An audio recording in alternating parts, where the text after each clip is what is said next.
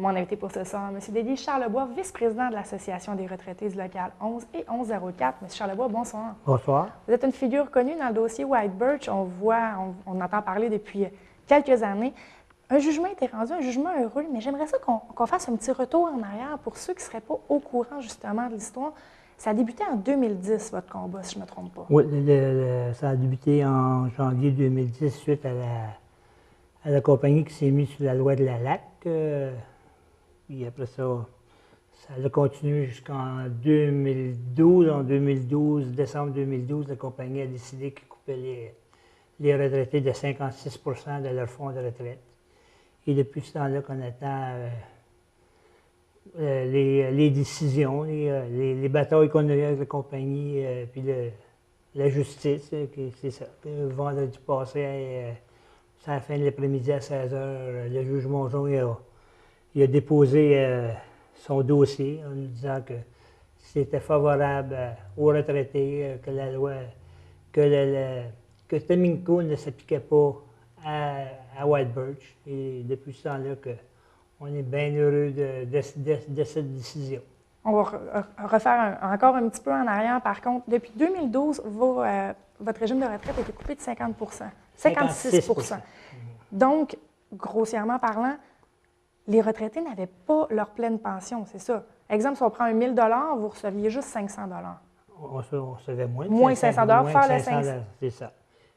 Après ça, oui. Je vous laisse aller. Après ça, qu'est-ce qui est arrivé une fois? Tous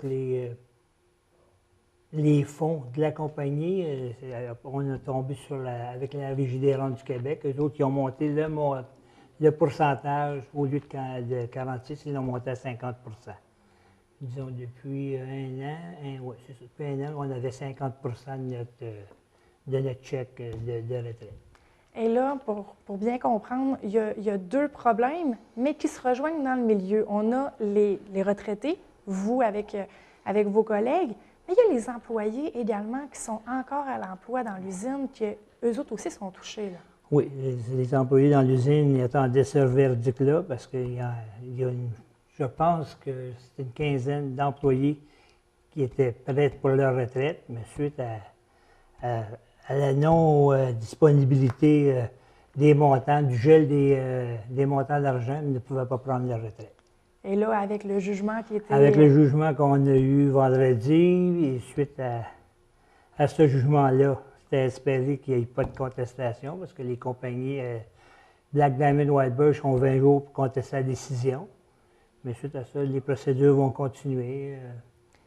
Puis ça souhaite que les gars dans l'usine puissent prendre leur retraite, puis que nos retraités puissent passer, comme on a dit il y a 2 ans avec Mme Maltais, elle nous souhaitait une rencontre avec Mme Maltais au mois d'octobre, elle nous souhaitait un joyeux Noël, un beau chèque en décembre, mais on n'a pas eu ce chèque-là.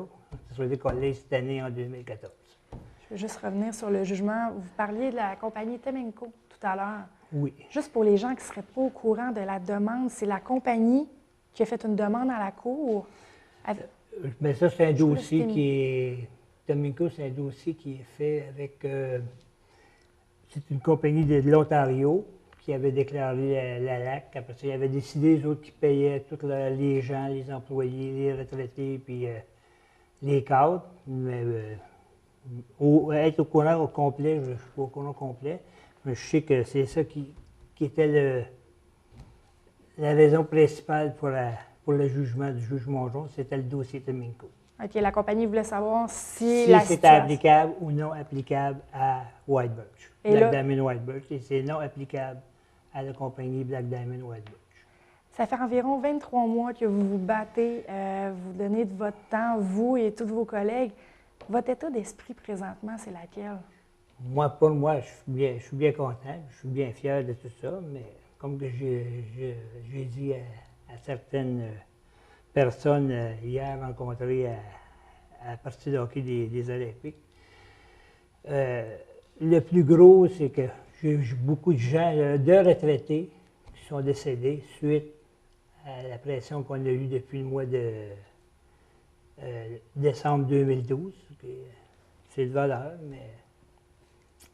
Mais là, la bataille n'est pas tout à fait gagnée, là. Non, elle n'est pas tout à fait gagnée, mais D'après ce qu'on entend parler de beaucoup de gens, autant sur le bord syndical et non patronal, mais syndical, ils ne voient aucune faille dans ce dossier-là pour avoir des contestations d'ici 20 jours. C'est à souhaiter qu'il n'y ait pas, que la continuité continue jusqu'à ce qu'ils émettent les chèques, qu'on ait des rencontres. Plus tard, dans le courant du mois d'octobre ou de début novembre, on devrait avoir des rencontres avec les gens concernés pour les chèques, les dépôts.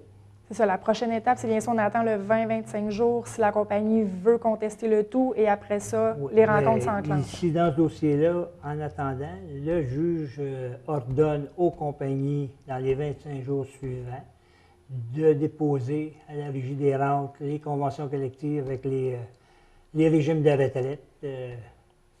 Ils ont 25 jours, puis une fois que tout va être dit, après ces 25 jours-là, la Régie des rentes va envoyer les avis aux compagnies d'assurance pour émettre les chèques, les dépôts. Après 23 mois, là? Après 23 longs mois, disons qu'on est bien heureux. En espérant pour vous un Noël joyeux en 2014. Je souhaite à tout le monde, oui. Merci beaucoup, M. Charlebois. Bienvenue, mademoiselle.